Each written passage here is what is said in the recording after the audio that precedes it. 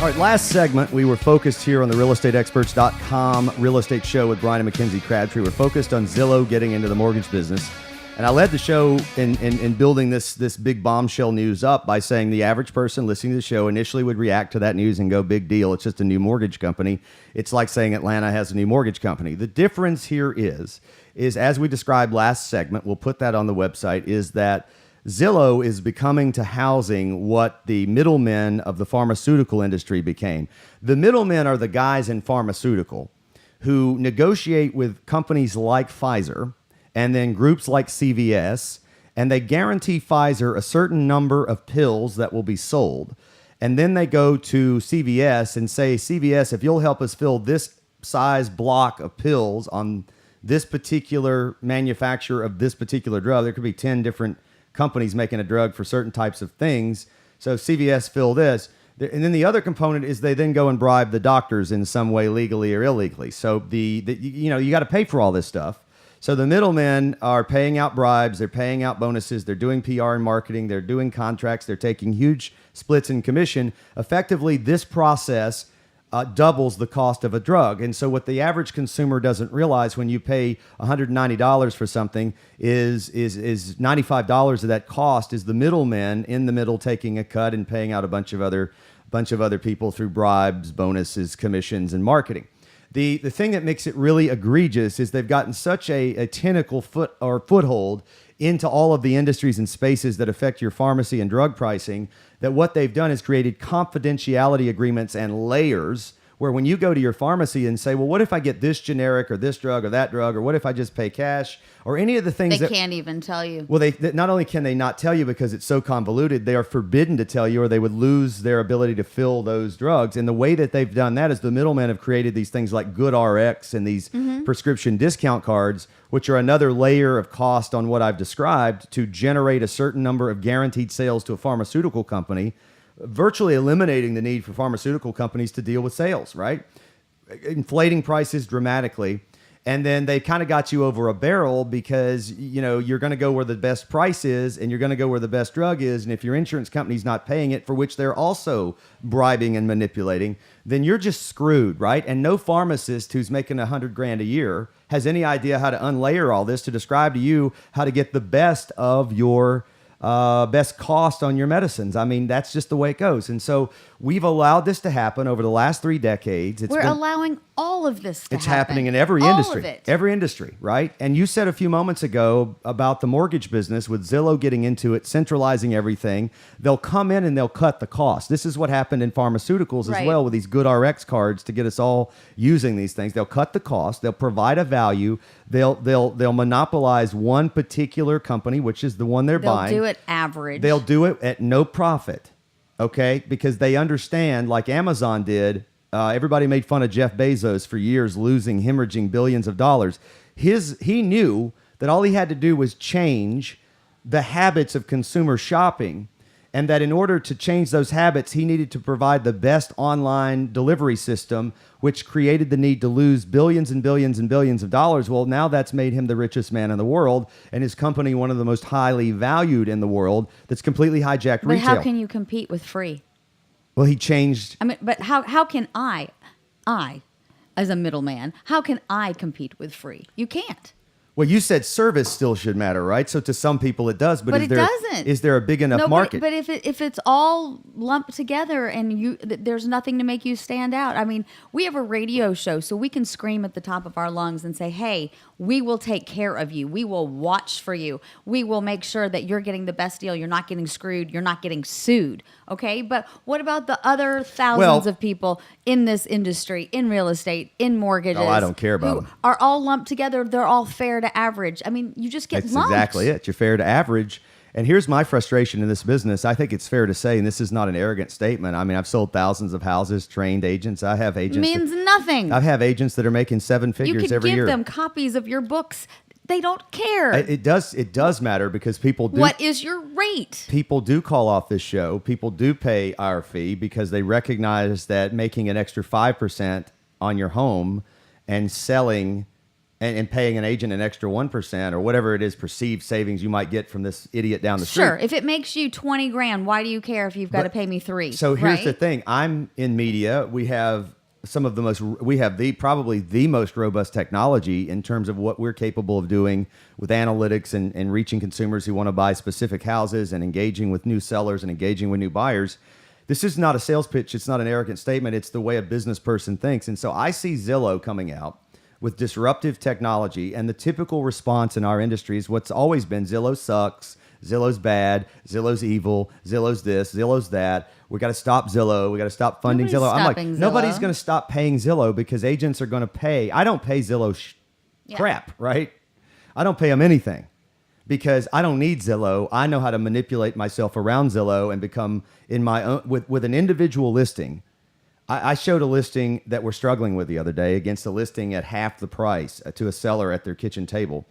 And it was the house next door to this guy. It was half the price. It was well priced, but it had terrible marketing. And I showed it to him, and I said, on Zillow, without paying them a dime, this property has had 1,100 views in 30 days. It's double the price. And this property across the street for half the price has had 583. My property, we're struggling with this property. This is not one I would say this represents this isn't even average. This property, for whatever reason, is in a very competitive spot, and we're struggling to sell it. We've had it on the market for about 40 days. And that's well beyond our current time. And I said, even given that, I'm still producing double the eyeballs at double the sales price, which in theory should be less, right? Because this agent down the street doesn't know how to sell real estate, right? They just don't. Okay, so this is the problem. You have all of these yahoos with a license out here. Zillow's getting into the mortgage business. They're already scraping $1.3 billion in profit, not gross sales, profit. Net profit to the shareholders from real estate agents who are too stupid to build their own model around a Zillow. And they're going to keep doing it, and nobody's going to stop, and the industry's hair is on fire. And I'm sitting here going, wait a minute. This is going to put a lot of people out of business. And it's going to make what we do, Mackenzie and Brian and people like us, even more in demand because somebody's going to have to be out there to unpack all of the do-it-yourself technology that Zillow has created because they're going to wipe out the service people who don't understand the side of business like people like we do. I mean, at the end of the day, I think 90% of people really just want to talk to somebody on the phone sometimes when they get stuck. But they get clouded by that 1 point in commission. They don't want to talk to you until they get stuck. And when they need you, they want to talk to a person. So what do they don't want to press one. What happens to our society? I mean, eventually it will implode, but we just have to wait it out like everything else. I think it's fair to say I'm a pretty smart guy. I'll let the audience be the judge on how smart or how not smart, but pretty smart guy. I tend to get things, generally speaking. I may not be an expert at everything, but I get things. I understand how the world works. And I got to tell you, I feel like as I go out there and do banking and finance and retirement and deal with people, I feel like I'm constantly having to yell at somebody to finally get to a person who has the capacity to affect change in a negative situation. I had to threaten to sue the school board because they kept dropping my kid off at a bank on Lenox Road instead of at the stop sign at the address on the bus route schedule.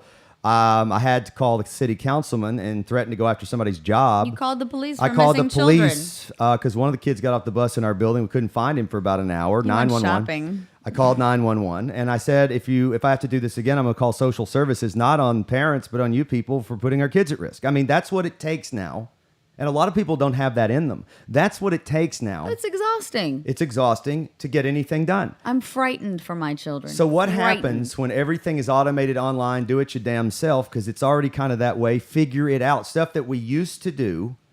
We used to call a customer service number, say, I'm a customer, here's my problem, and somebody would fix it. Now, it's basically go online, figure it the hell out on some online website some tech geek created with self-help tips. But people don't have time for this. But now we're doing the jobs of all these other people. We are. And we're paying them even more for much We less are. service.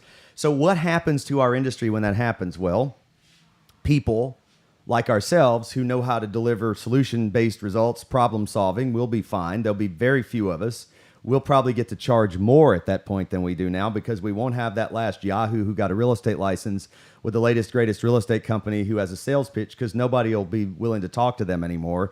They won't be willing to talk to us initially, but when their deal becomes a complete freaking nightmare and they're ready to kill themselves, they'll call somebody like us and we'll wave a magic wand over it and fix it, which is what we basically do now. Right. And that's sad, because this industry wouldn't get to that point if we had real estate agents in it that had a brain and they didn't give away their business to companies like Zillow so they could sell it back to them. But the stupidity of our industry will lead to an even worse version of it, lacking customer service, more people getting screwed over, more equity left on the table than it is now. And it will be only people like us that'll survive it with our technology and our approach, which will be to provide the service that Zillow has eliminated. Well, and you said this about Zillow yourself, too. You said all Zillow does is just buy up their competition. They're not innovative. They're not moving forward. With technology rapidly changing like every hour, they're not keeping up with this. I listen, And either they're going to have to start doing that or they're going to wind up imploding. Zillow to me represents, I don't know. If you keep buying up everybody, that if I go out and innovate the first solution that eliminates the need to have a real estate agent show a home, but keeps the home secure while occupied by the owner, and I start developing a situation where I can deliver listings to people for $1,200 instead of 3% commission and provide the same level of process in terms of top line marketing, you'll never get, for discount fee, you'll never get the guide through the process.